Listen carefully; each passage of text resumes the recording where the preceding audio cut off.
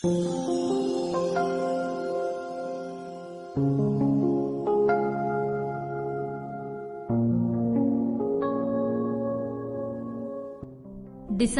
23. முதல் வாசகம். ஆண்டவரின் நாள் வரும் முன் இறைவாக்கினர் எலியாவை நான் உங்களிடம் அனுப்புகிறேன். இறைவாக்கினர் மலாக்கி நூலிலிருந்து வாசகம். அதிகாரம் 3, இறை வார்த்தைகள் 1 முதல் 4 வரை. 4ஆம் அதிகாரம் 5 முதல் 6 இறைவசனங்கள். படைகளின் ஆண்டவர் கூறியது: இதோ, நான் என் தூதனை அனுப்புகிறேன். அவர் எனக்கு முன் வழியை ஆயத்தம் செய்வார். அப்பொழுது நீங்கள் தேடுகின்ற தலைவர் திடீரென தம் கோவிலுக்கு வருவார். நீங்கள் ஆவலுடன் எதிர்பார்க்கும் உடன்படிக்கையின் தூதர் இதோ வருகிறார் என்கிறார் படைகளின் ஆண்டவர். ஆனால் அவர் வரும் நாளை தாங்கக்கூடியவர் யார்? அவர் தோன்றும்போது நிற்க வல்லவர் யார்? அவர் புடமிடுகிறவரின் நெருப்பைப் போலும் சலவை தொழிலாளியின் சவர்க்காரத்தைப் போலும் இருப்பார். அவர் புடமிடுபவர் போலும் வெள்ளியை தூய்மைப்படுத்துபவர் போலும் அமர்ந்திருப்பார். லேவியின் புதல்வரை தூய்மையாக்கி பொன் வெள்ளியைப் போல் அவர்களை புடமிடுவார். அவர்களும் ஆண்டவருக்கு ஏற்புடைய காணிக்கை கொண்டு வருவார்கள்.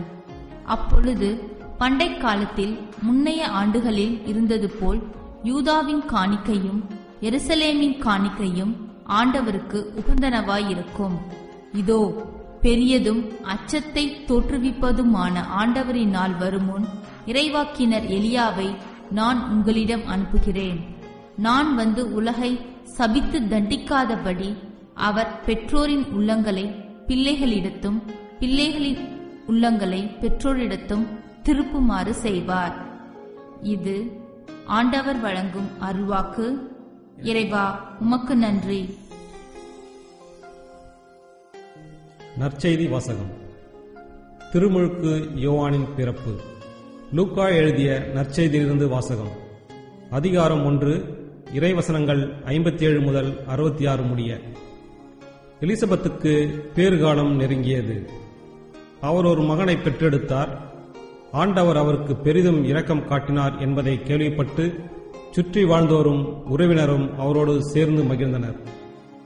8ஆம் நாளில் அவர்கள் குழந்தைக்கு விருத்தச் சேதனம் செய்ய வந்தார்கள். சக்கரியா என்ற அதன் தந்தையின் பெயரையே அதற்கு சூட்ட இருந்தார்கள்.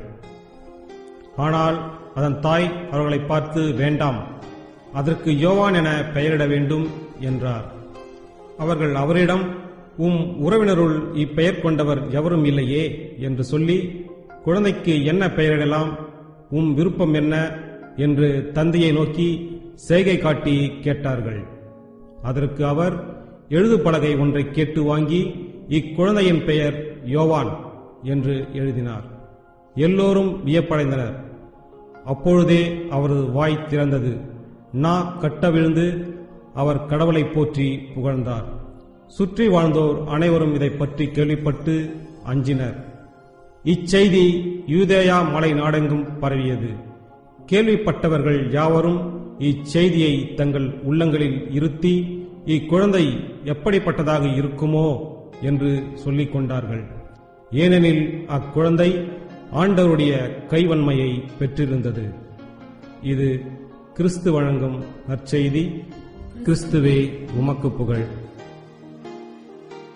சிந்திப்போம்.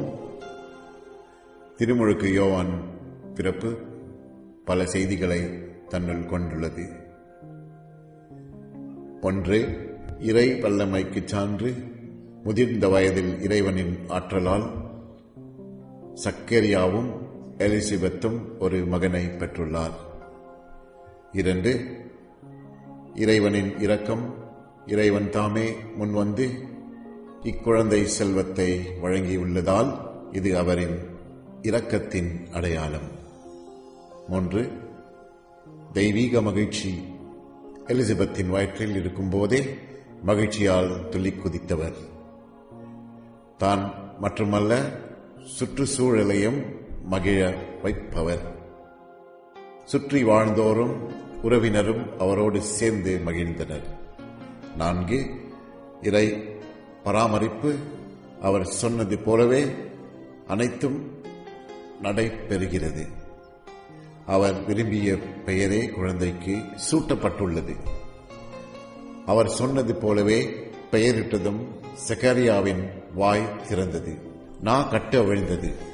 கடவுளை போற்றினார். 5. இறையச்சம். கடவுளின் செயல்பாடுகளைக் கண்டு அனைவரும் அச்சம் கொண்டனர். சுற்றி வாழ்ந்தோர் அனைவரும் இதை பற்றி கேள்விப்பட்டு அஞ்சினர். 6. கடவுளின் கைவன்மை. பிறக்கும் ஒவ்வொரு குழந்தையும் கடவுளின் கைவன்மையின் அடையாளம். இறைவனின் செய்தியை தாங்கி வருகிறது. கடவுளின் ஆற்றலோடு வருகிறது. இறைவனின் தூய்மையை தன்னுள் கொண்டு பிறக்கிறது.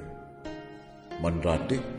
இறைவா, இறைவார்த்தையில் புதுப்பிக்கப்பட்டு புது வாழ்வை வாழ அருள் தாரும். ஆமென்.